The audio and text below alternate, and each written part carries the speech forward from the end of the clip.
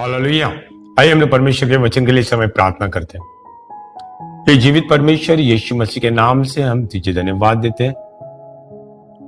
प्रभु परमेश्वर, तेरे वचन जैसे प्रभु आज हम लोग उसमें अध्ययन करेंगे। प्रभु तू परमेश्वर हमारी सहायता कर, पवित्र आत्मा उन वचनों को समझने के लिए और उस पर चलने के लिए हमें साहस दे।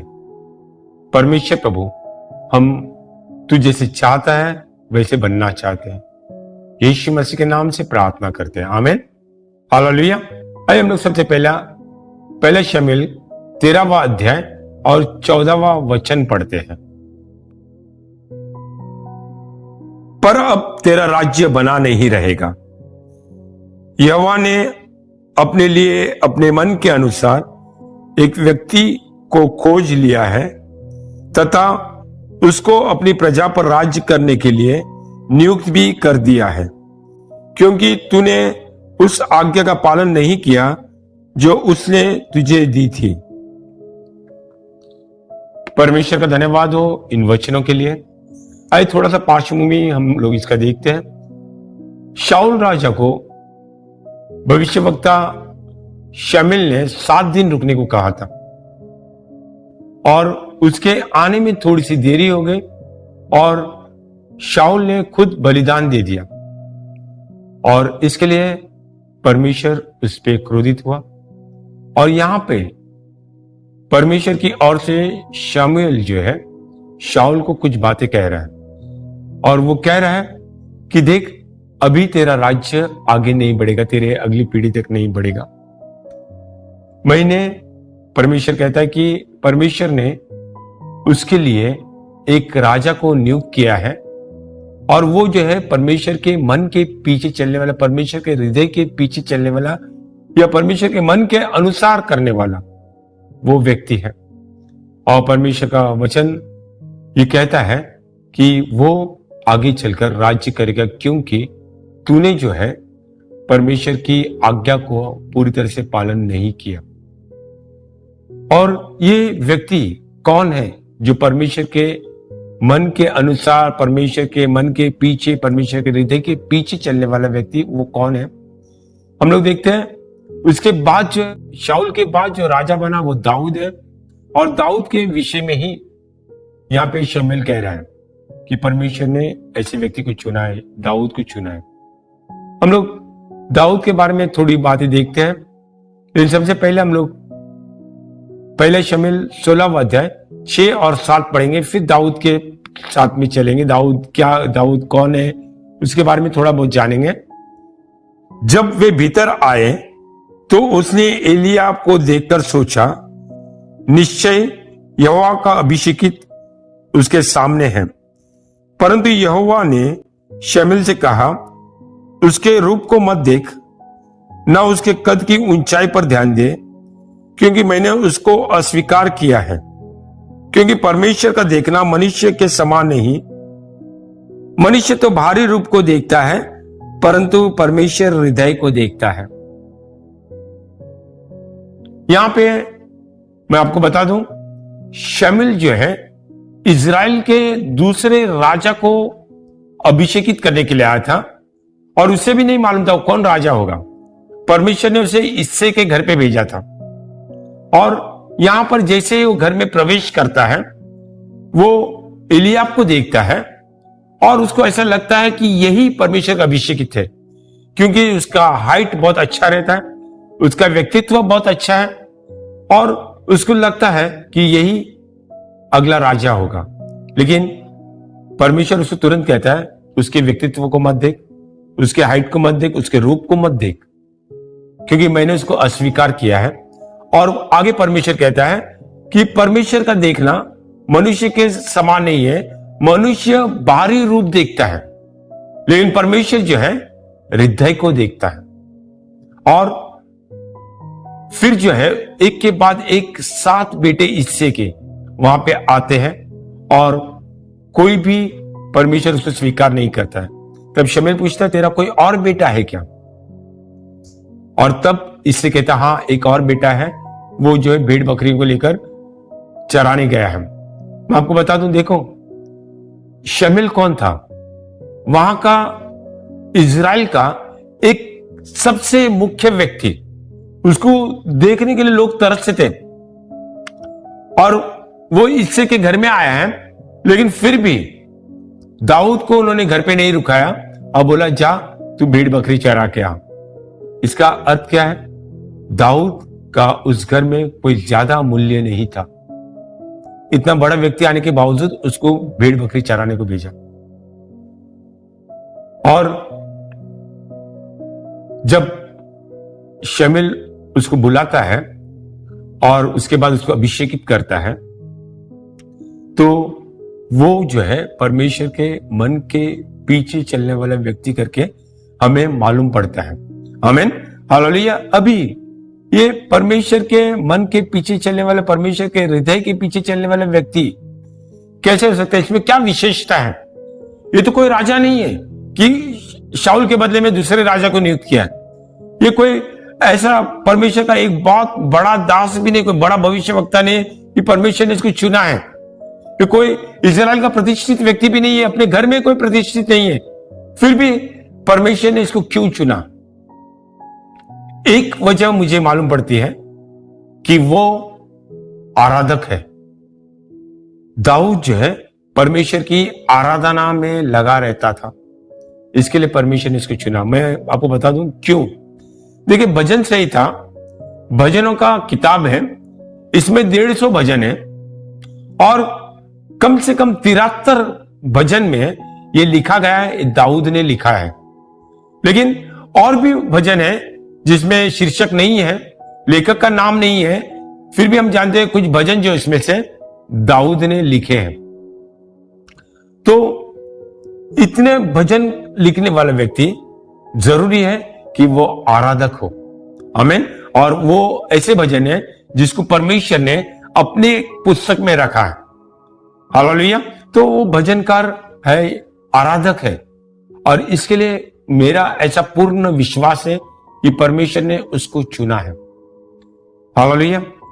देखिए, आप जब आराधना करते हो तो आप परमेश्वर पे भरोसा करके आराधना करते हो, और जब परमेश्वर पे भरोसा करके जब आप आराधना करते हो तो धीरे धीरे आप परमेश्वर की तरह सोचने लग जाते हो। हालेलुया। और ये आराधना वो कैसे करने लगा, वो परमेश्वर को कैसे जानने लगा, मैं आपको बता दूं। इजराइल को परमेश्वर के दास मूसा ने कहा था परमेश्वर की ओर से कि आइए हम पढ़ते हैं व्यवस्था विवरण 6 अध्याय 6 और 7। आज मैं जिन वचनों की आज्ञा तुझे दे रहा हूं वे तेरे मन में बनी रहे, और तू उनको यत्न पूर्वक अपने बाल बच्चों को सिखाना तथा अपने घर में बैठे, मार्ग पर चलते और लेटते तथा उठते समय उनकी चर्चा किया करना। परमेश्वर का धन्यवाद हो, परमेश्वर ने ये कहा था कि सारे इजरायलियों को, अपने बच्चों को परमेश्वर के वचनों को सिखाना और हर बार उसकी चर्चा करना ताकि वो भूले नहीं। और मुझे ऐसा लगता है कि इससे के परिवार में ये बातें हो रही थी कि वो लगातार वचनों से बातें कर रहे थे। ठीक है। आज क्या हो रहा है, आज बहुत बार विश्वासी लोग ये सोच रहे हैं कि उनके बच्चों को संडे स्कूल में ही परमेश्वर का वचन पढ़ाया जाए। वो संडे स्कूल के टीचर का जिम्मेदारी है, हमारी जिम्मेदारी नहीं। लेकिन परमेश्वर का वचन जो है इस प्रकार से कहता है, माता पिता ने अपने बच्चों को वचन सिखाना है। लेकिन आज माता पिता बहुत अलग बातों में व्यस्त रहते हैं। हाँ ठीक है, आज जो है दुनिया जो बहुत आगे बढ़ रही है और सारी चीजें हासिल करने के लिए दोनों माँ बाप काम पे जा रहे हैं, लेकिन फिर भी जो है जो समय मिलता है वो अलग अलग बातों में उलझ जाते हैं। बहुत सारे बार टीवी सीरियल, फिल्में और अलग अलग बातें जो है जो जरूरी नहीं है उन बातों में व्यस्त हो जाते हैं। इसके लिए अपने बच्चों को परमेश्वर का वचन नहीं सिखाते। और भी जब बच्चों को वो जो है हौसला बढ़ाते हैं कि फिल्मी गानों में जो है डांस करना, ऋतिक रोशन जैसा बनना, या हम लोग देखते हैं लोगों को जो है बच्चे लोग जब पिक्चर के डायलॉग बोलते तो माँ बाप बहुत खुश हो जाते हैं, इसने इतना अच्छा डायलॉग बोला। आप कहां पे उनको उत्साहित कर रहे हो? आपको परमेश्वर के वचन में उनको उत्साहित करना है। इसके लिए क्या होता है, जब बच्चे बड़े हो जाते हैं, वो परमेश्वर के वचन में स्थिर नहीं रहते हैं, वो वही संसार में चले जाते हैं। लेकिन परमेश्वर का वचन यहाँ पे इस प्रकार से कह रहा था कि माता पिता को बहुत ही यत्न करके उठते बैठते जो है हर एक क्षण जो है परमेश्वर के वचन को सिखाना है, उसके बारे में चर्चा करना है। हालेलुया। हम लोग आगे बढ़ते हैं, व्यवस्था विवरण में जाते हैं। 31वें अध्याय 9 से लेकर 13 वचनों को पढ़ते हैं। फिर मूसा ने यह व्यवस्था लिखकर यहोवा के वाचा के संदूक को उठाने वाले लेवीय याजकों तथा इज़राइल के सब प्राचीनों को सौंप दी। फिर मूसा ने उनको यह आज्ञा दी, प्रत्येक 7 वर्ष के अंत में अर्थात ऋण क्षमा के वर्ष में, झोपड़ियों के पर्व के समय, जब संपूर्ण इज़राइल अपने परमेश्वर यहोवा के सामने उपस्थित होने के लिए उस स्थान में आए जिसे वह चुन लेगा, तब तुम संपूर्ण इज़राइल के सामने उनके सुनते इस व्यवस्था को पढ़कर सुनाना। सब पुरुषों, स्त्रियों, बच्चों तथा अपने फाटकों के भीतर रहने वाले परदेशियों आदि लोगों को एकत्रित करना, जिससे वे सुने, सीखे और तुम्हारे परमेश्वर यहोवा का भय माने और इस प्रकार के सब वचनों को पालन करने की चौकसी करें। उनके नासमझ बच्चे भी तब तक सुनते और तुम्हारे परमेश्वर यहोवा का भय मानना सीखते रहे, जब तक तुम उस देश में रहो जिसे अधिकार में करने के लिए तुम यरदन पार करने पर हो। परमेश्वर का धन्यवाद हो। यहां पे परमेश्वर कहता है सारा इज़राइल जो है, चाहे पुरुष हो, चाहे स्त्री हो, चाहे बच्चे हो, हर एक 7वें वर्ष जब सारा कर्जा माफ किया जाता है, जो जिनका जमीन है वो उनको वापस दिया जाता है, और हर एक प्रकार जो है जो खेती को आराम दिया जाता है, ऐसे समय पर जो है झोपड़ियों के पर्व के समय पर ये सारी व्यवस्था सबके सामने इस प्रकार से सुनाई जाए कि सब लोग सीखे।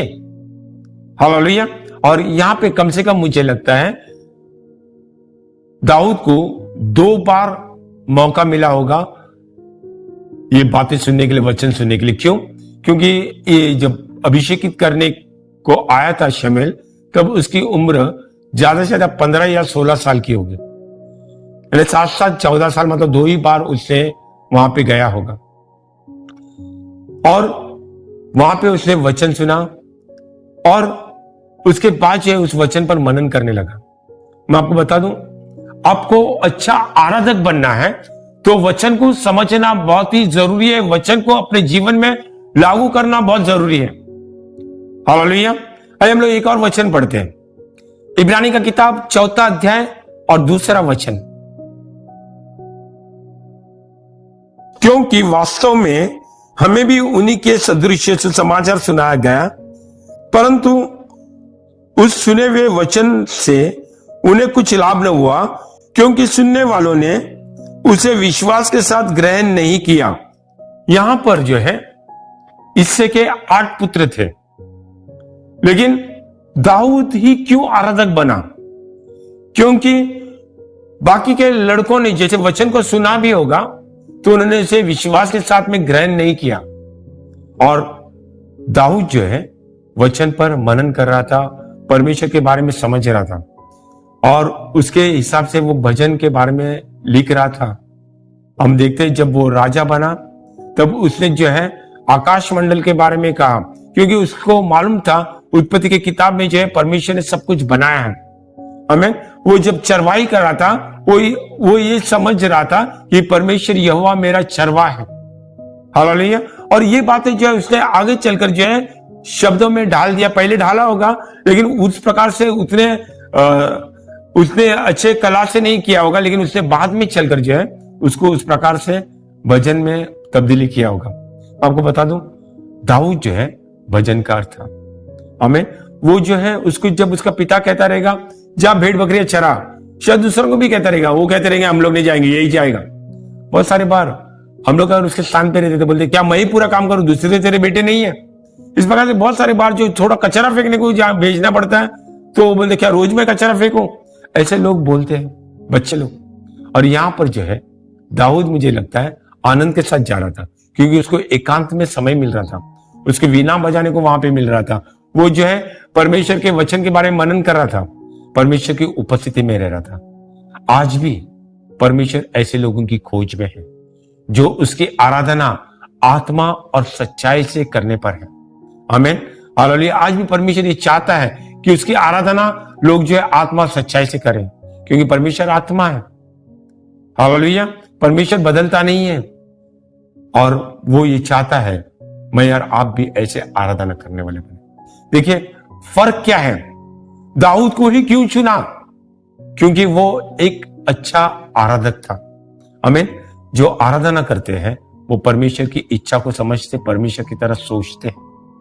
आमीन, हालेलुया। अगर मुझे और आपको अगर परमेश्वर के साथ में चलना है तो आराधना में ही रहना है। आमीन, हालेलुया। आराधना, इसके बारे में हम लोग आगे देखते हैं। लेकिन क्या आराधना केवल गिटार बजाना है, केवल कीबोर्ड बजाना है, कुछ गीत लिखना है, कुछ इस प्रकार से हम लोग जो है सबके सामने आने के प्रयास करना है? नहीं, आराधना ये नहीं है। मैं आपको बता दूं, आराधना ये शब्द सबसे पहले बाइबल में कहां पे लिखा है? हम उत्पत्ति की किताब में देखते हैं 22वां अध्याय और 5वां वचन बाइबल में। ठीक है, हम लोग पढ़ेंगे उसको। अब्राहम ने अपने सेवकों से कहा, तुम गधे के पास यहीं ठहरो और मैं और वह लड़का वहां जाकर आराधना करेंगे और फिर तुम्हारे पास लौट आएंगे। ये पहली बार आराधना का शब्द है। यहां पे अब्राहम कहता है कि हम लोग आराधना करने जा रहे हैं। और यहां पे आराधना क्या है? परमेश्वर ने अब्राहम से कहा था मुझे तेरा बेटा चाहिए, तू उसको बलि दे।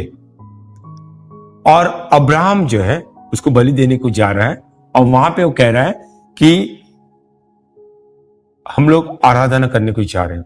आराधना क्या है मैं आपको बता दूं, आपका सबसे प्रिय जो आपको लगता है वो परमेश्वर को सौंप देना। अगर परमेश्वर के और आपके बीच में वो चीज आती है, वो व्यक्ति आता है या कोई भी ऐसी चीजें आती है, उसको जो है आपने परमेश्वर को सौंप देना, वो आराधना है। आमीन, हालेलुया। वहां पे बलिदान होना बहुत जरूरी है। अब्राहम के बारे में कम से कम 4 बार उसे वेदी बनाई और बलिदान दिया है। आमीन, हालेलुया। तो हम लोग ये देखते हैं अब्राहम जो है आराधक था और कैसे आराधना कर रहा था यहां पर कि वो अपने बेटे को भी सौंपने को तैयार था परमेश्वर के पास। ऐसे आराधना मैंने और आपने करना चाहिए। हम लोग कुछ भी करके जो है हम लोग आराधना नहीं कर सकते। आमीन। अगर आपको परमेश्वर ने ऊंचा उठाना है, आपको परमेश्वर के पीछे चलना है, तो आपको जो है सच्चा आराधक बनना है।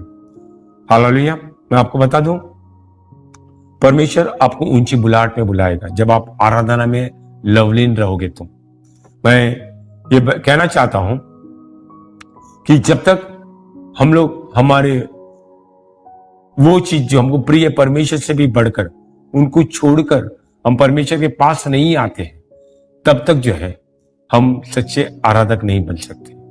हालेलुया। देखिए दाऊद राजा भजन संहिता 51 के 17वें वचन में क्या कह रहा है, हम लोग देखते हैं।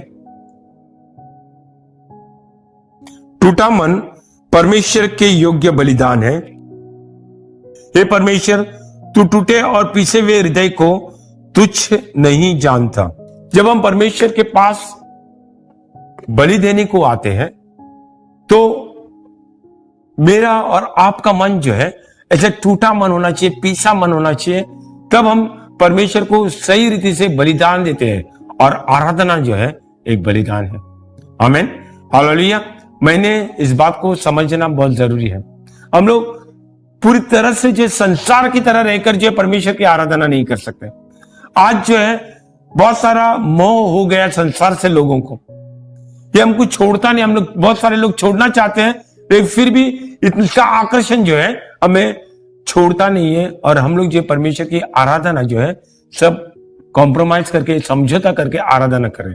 हम लोग वो भी करेंगे, ये भी करेंगे, ठीक है। लेकिन ये आराधना परमेश्वर मुझे नहीं लगता है ऐसा चाहता है। आमीन, हालेलुया। बहुत सारे बार जो है हमारा आराधना करने का मकसद ही अलग रहता है। हम लोग इसके लिए आराधना करते हैं कि लोग उसकी प्रशंसा करें। परमेश्वर इसके लिए आराधना चाहता है कि वो जो है उसको हम समझकर उसकी आराधना करें। आमीन। आराधना का एक और जो शब्द है वो दंडवत करना है, झुक जाना है। हालेलुया। स्वर्ग में जब आराधना कर रहे थे, वहां के प्राचीन लोग जो है पूरी तरह से अपने सर को जो है झुकाकर जो है पूरी तरह से जमीन पर वो आराधना कर रहे थे। आमीन। वो जो है हमारे पास वो भाव होना चाहिए कि हम कुछ भी नहीं है, मैं घटता जाऊं, प्रभु यीशु मसीह तू मुझ में बढ़ता जाए। ये आराधना है। हालेलुया। और ऐसे आराधक अगर आप बने होंगे तो परमेश्वर आपको ऊंचा उठाएगा। हालेलुया। मैं आपको फिर से आपकी गलतफहमी दूर कर दूं। ऊंचा उठाने का मतलब ये नहीं है कि आपको परमेश्वर पैसों के द्वारा बहुत आशीषित करेगा, आपको लोगों के बीच में बहुत ऊंचाई पर लेके जाएगा, नहीं। लेकिन परमेश्वर उसके मकसद के लिए, उसके उद्देश्य के लिए आपको सही रीति से इस्तेमाल करेगा, या आप सही रीति से उसके लिए इस्तेमाल होंगे। यही ऊंची बुलाहट है। हमें बहुत बड़ा पास्टर बनना, बहुत बड़ा जो है धनी बनना, ये ऊंची बुलाहट नहीं है। आप जहां पे भी हो वहां पे प्रभावशाली रीति से काम आए, वो आप ऊंची बुलाहट में चल रहे हो। आमीन, हालेलुया। देखिए, दाऊद एक आराधक था, आराधना में मगन था। लेकिन जब गोलियत के पास वो जाता है या इजराइल की सेना के पास जाता है और वहां पे उसको लड़ना होता है, तो वो क्या कहता है, मैं जब मेरे भेड़ बकरी चरा रहा था तो वहां पे सिंह भी आए और भालू भी आए, लेकिन मैंने उन दोनों को मार डाला। मैंने मेरे भेड़ को बचाया, उनके हलक में से निकाला।